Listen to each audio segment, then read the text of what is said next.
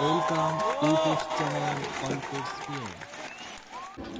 Vidyasagar university BA fifth semester education major গুরুত্বপূর্ণ প্রশ্ন এবং সঙ্গে উত্তর সম্পূর্ণ ব্যাখ্যা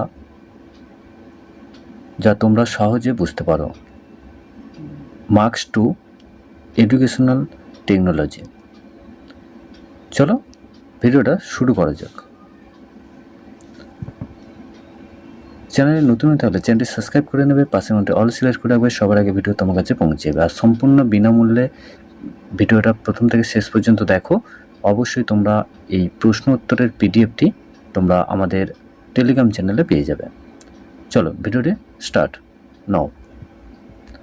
দেখো, Vidyasagar university BA fifth semester education major subject educational technology paper 2 নম্বরের জন্য প্রশ্ন এবং উত্তর, সঙ্গে থাকছে সহজ ভাষায় ব্যাখ্যা যাতে তোমরা সহজে মনে রাখতে পারো। প্রথমেই দেখে নেওয়া যাক প্রথম প্রশ্ন। প্রথম প্রশ্ন রয়েছে, এডুকেশনাল টেকনোলজি বলতে কী বোঝো বা কাকে বলে? শিক্ষা কার্যকে সহজ, কার্যকর ও আকর্ষণীয় করতে প্রযুক্তি ও বৈজ্ঞানিক পদ্ধতির ব্যবহারকে এডুকেশনাল টেকনোলজি বলে। অর্থাৎ তোমরা তাহলে কী বুঝলে না, এতে শিক্ষা দেওয়ার আধুনিক পদ্ধতি ব্যবহার করা হয়, যেমন কম্পিউটার, প্রজেক্টর, ভিডিও ইত্যাদি। শিক্ষাকে বেশি কার্যকর ও সহজ করে তোলে এই আধুনিক টেকনোলজিগুলো। তাই শিক্ষক ও ছাত্রের পেশার বা শেখার প্রক্রিয়া উন্নত হয়। চলো নেক্সট কোশ্চেন নাম্বার 2।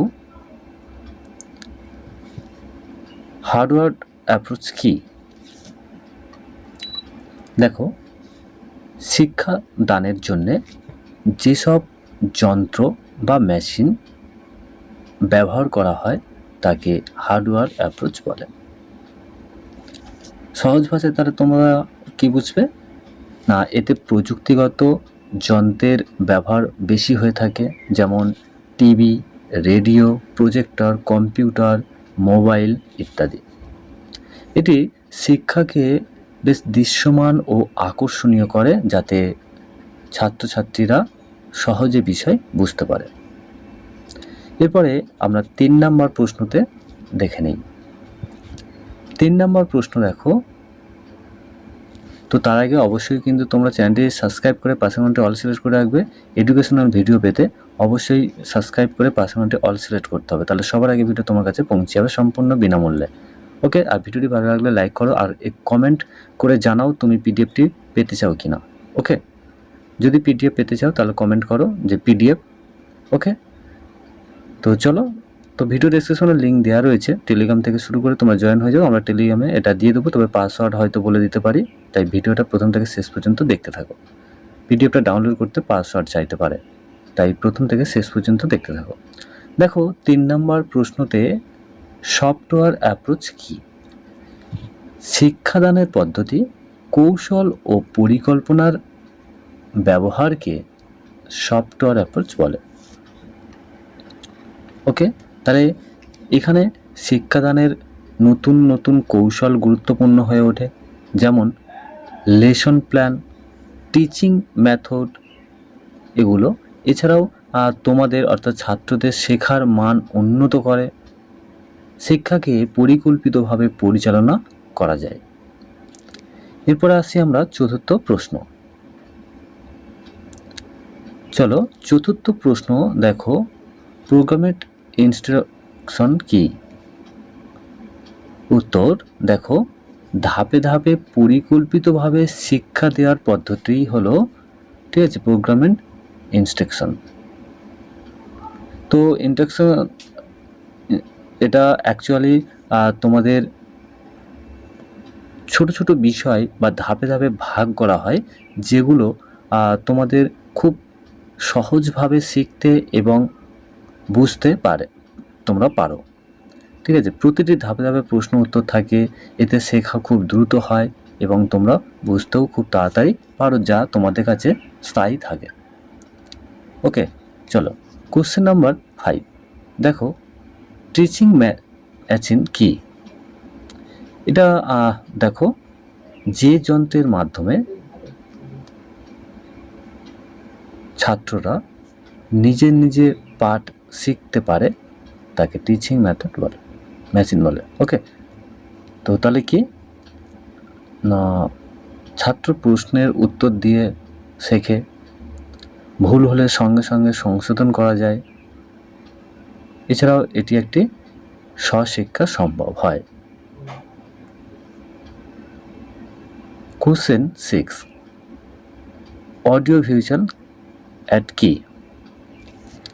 যেসব উপকরণ চোখ ও কান উভয়ের মাধ্যমে শিক্ষা দেয় সেগুলোকে অডিও ভিজুয়াল অ্যাড বলে।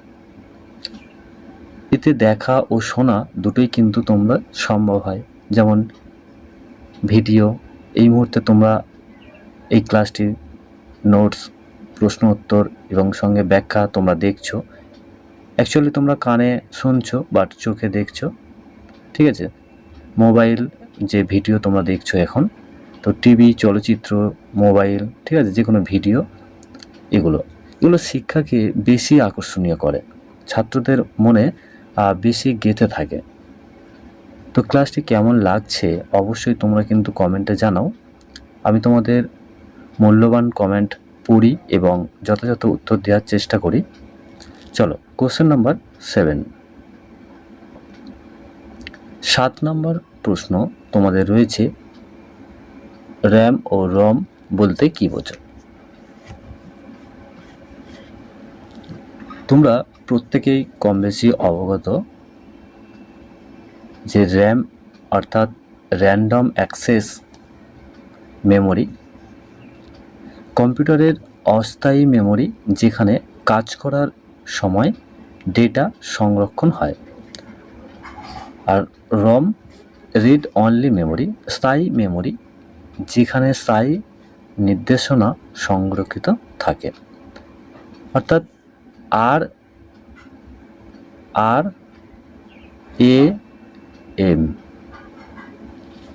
র্যাম এ একটি ডেটা যা সাময়িকভাবে থাকে। কম্পিউটার বন্ধ হলে র্যামের ডেটা অটোমেটিক্যালি মুছে যায়। কিন্তু আমরা যদি দেখি যে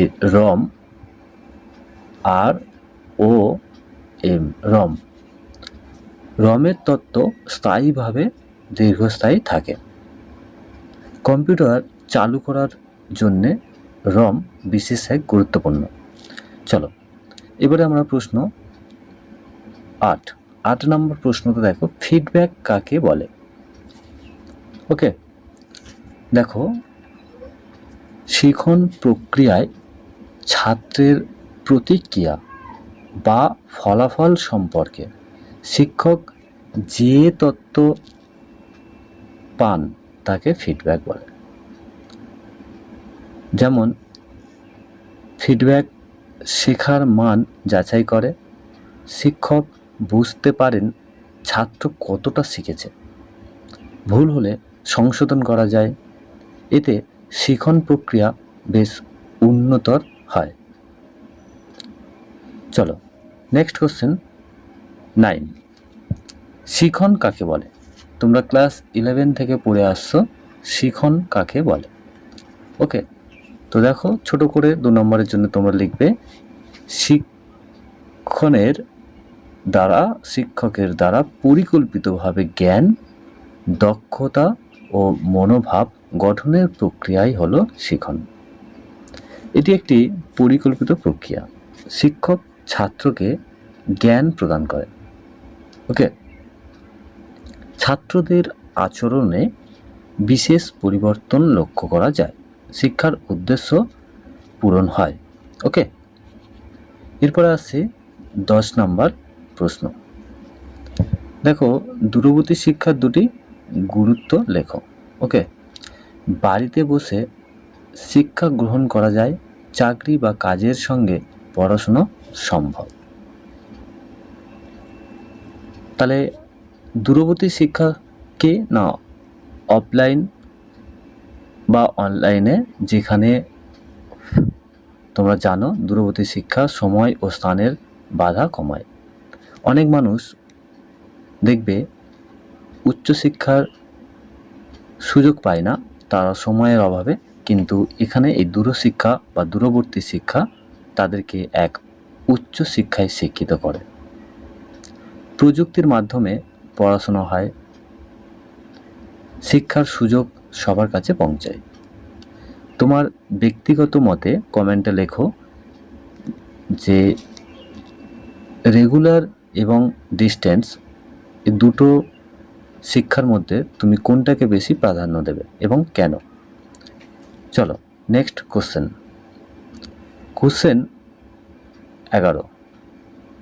11 নম্বর কোশ্চেনে প্রশ্ন কি রয়েছে দেখো, ICT এর পুরো নাম কি, এবং সঙ্গে প্রশ্ন রয়েছে ICT বলতে কি বোঝো বা ICT কি। দেখো ICTর পূর্ণরূপ থেকে ইনফরমেশন অ্যান্ড কমিউনিকেশন টেকনোলজি, তথ্য সংগ্রহ, সংরক্ষণ ও আদান প্রদানের জন্যে ব্যবহৃত প্রযুক্তিকে ICT বলে। অর্থাৎ তাহলে কি বুঝলে, এতে কম্পিউটার ও ইন্টারনেট ব্যবহৃত হয়, তথ্য দ্রুত আদান প্রদান সম্ভব হয়, শিক্ষা ও যোগাযোগ খুব সহজ হয়, আধুনিক শিক্ষায় ITC বিশেষ গুরুত্বপূর্ণ ভূমিকা পালন করছে। নেক্সট কোশ্চেন 12 নম্বর প্রশ্ন, সেমিনারের দুটি গুরুত্ব উল্লেখ করো। সেমিনার, ওকে, তোমরা অনেকেই সেমিনারে জয়েন্ট হয়েছো, বাট সেমিনারের দুটি গুরুত্ব দেখো, বিষয় সংক্ষেপে গভীর জ্ঞান অর্জন করা যায়, মতামত ও আলোচনা করার সুযোগ পাওয়া যায়। অর্থাৎ ছাত্ররা সক্রিয়ভাবে অংশগ্রহণ করে এই সেমিনারে, নতুন ধারণা ও তত্ত্ব তারা জ্ঞান অর্জন করে, চিন্তাভাবনার মধ্যে দিয়ে তাদের সুপ্ত ধারণা বা জ্ঞানগুলো বিকাশ বা বিকশিত ঘটে, যোগাযোগ দক্ষতা বৃদ্ধি পায়, তাই না?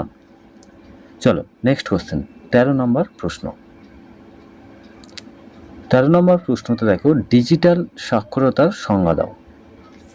ডিজিটাল সাক্ষরতা, ডিজিটাল প্রযুক্তি ব্যবহার করে তথ্য খোঁজা, বোঝা ও ব্যবহার করার দক্ষতাকে ডিজিটাল সাক্ষরতা বলে।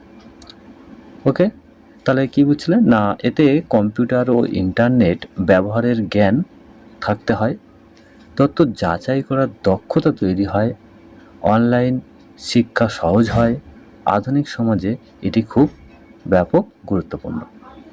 এরপর আসছি 14 নম্বর একটি প্রশ্ন রয়েছে দেখো, ই লার্নিং এবং এম লার্নিং এর মধ্যে দুটি পার্থক্য।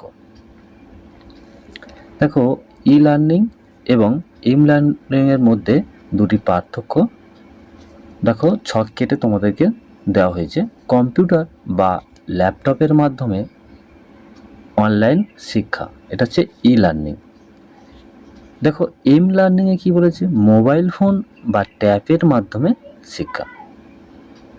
ওকে, তারপরে দেখো সাধারণত স্থির স্থানে এটা করা যায় এবং যে কোনো জায়গায় এটা করা যায় এম লার্নিং।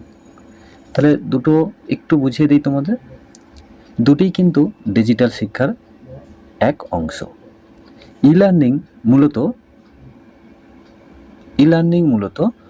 তোমাদের বড় ডিভাইসে হয়, যেখানে ল্যাপটপ বা কম্পিউটার, ঠিক আছে, এবং এম লার্নিং তোমাদের ট্যাব বা ছোট ফোনের মাধ্যমেও কিন্তু তোমরা এটা করা যায়। তাহলে দুটোই দূরবর্তী শিক্ষাকে সহজ করার জন্যেই বা ডিস্টেন্স এডুকেশনকে খুব সহজ করে তোলার জন্যেই ই লার্নিং এম লার্নিং কিন্তু ব্যবস্থা রয়েছে। এরপরে আসছি আমরা কোশ্চেন নাম্বার 15। 15 নম্বর প্রশ্নতে দেখো, কৃত্রিম বুদ্ধিমত্তা বলতে কি বোঝো। প্রশ্নটা ঘুরিয়েও থাকতে পারে। AI অর্থাৎ কৃত্রিম বুদ্ধিমত্তা কম্পিউটার বা যন্ত্রকে মানুষের মতো চিন্তা ও সিদ্ধান্ত নেওয়ার মতো ক্ষমতা দেওয়াকে কৃত্রিম বুদ্ধিমত্তা বা এআই বলে। তাহলে এটি একটা আধুনিক মডার্ন প্রযুক্তির টেকনোলজির একটি গুরুত্বপূর্ণ দিক। কম্পিউটার নিজে সমস্যা সমাধান করতে পারে, ডেটা বিশ্লেষণ করে সিদ্ধান্ত গ্রহণ করতে পারে এবং নিখুঁত সিদ্ধান্ত।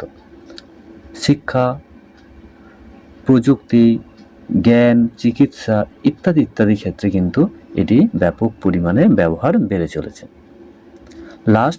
আজকের ভিডিওর লাস্ট প্রশ্ন, পিডিএফটি ডাউনলোড করবে তোমরা টেলিগ্রামে, আমি বলে দেবো, ঠিক আছে? চলো তার আগে দেখে নাও লাস্ট প্রশ্ন, শিক্ষাক্ষেত্রে কৃত্রিম বুদ্ধিমত্তার এআইয়ের দুটি সুবিধা। ওকে, দেখো, ব্যক্তিগতভাবে ছাত্রদের শেখার সহায়তা করে, দ্রুত মূল্যায়ন ও ফলাফল বিশ্লেষণে এটি সহায়ক। অর্থাৎ এআই বা কৃত্রিম বুদ্ধিমত্তা আর তোমাদের অর্থাৎ ছাত্রদের শেখার যে দুর্বলতা আছে সেই দুর্বলতা খুব তাড়াতাড়ি দ্রুত চিহ্নিত করে, ফলে শিক্ষককে পড়ানো আরও সহজ করে। অনলাইন শিক্ষাকে এক বিশেষভাবে উন্নত করে, শিক্ষাকে আরও আধুনিক ও কার্যকর করে তুলছে কৃত্রিম বুদ্ধিমত্তা। তো তোমরা যারা এই পিডিএফটা পেতে চাও অবশ্যই কিন্তু তোমরা কমেন্ট করো, ঠিক আছে? আর এই পিডিএফটা আমাদের টেলিগ্রাম চ্যানেলে দিয়ে দিলাম। টেলিগ্রাম চ্যানেল লিঙ্ক দেওয়া রয়েছে ভিডিও ডেসক্রিপশানে, তোমরা সেখান থেকে ডাউনলোড করতে পারবে। টেলিগ্রাম চ্যানেলে যাও, গিয়ে পিডিএফটি ডাউনলোড করে নাও। ডাউনলোড করার সময় দেখবে ওপেন করতে পিডিএফটি তোমাদের পাসওয়ার্ড চাইবে। পাসওয়ার্ড যদি চায় তাহলে তোমরা পাসওয়ার্ডটা এভাবে দেবে, ঠিক আছে? দেখে নাও পাসওয়ার্ডটা 2026। আবার বলছি পাসওয়ার্ড 2026। তো এই পর্যন্ত আজকের তোমাদের বিদ্যাসাগর ইউনিভার্সিটির যে সমস্ত ছাত্রছাত্রীরা বিভিন্ন কলেজে পড়াশোনা করছো, 5th সেমিস্টারের এডুকেশন মেজর সাবজেক্ট রয়েছে তোমাদের, পেপার হচ্ছে এডুকেশনাল টেকনোলজি। তো সাজেশান বলতে পারো, সঙ্গে উত্তর ব্যাখ্যা সহ আলোচনা করলাম এবং পিডিএফটাও আমরা সম্পূর্ণ বিনামূল্যে তোমাদেরকে দিয়ে দিলাম, ঠিক আছে? তো ভিডিওটা একটু লাইক করো, বন্ধুদের শেয়ার করে সবাইকে দেখার সুযোগ করে দাও। আবারও নতুন কোনো ভিডিওতে দেখা হবে, ততক্ষণ পর্যন্ত সবাই ভালো থাকো, সুস্থ থাকো আর পড়াশোনার মধ্যে থেকো, আর সর্বদা অল টিপস পিএম চ্যানেলের সঙ্গে থাকো। ধন্যবাদ।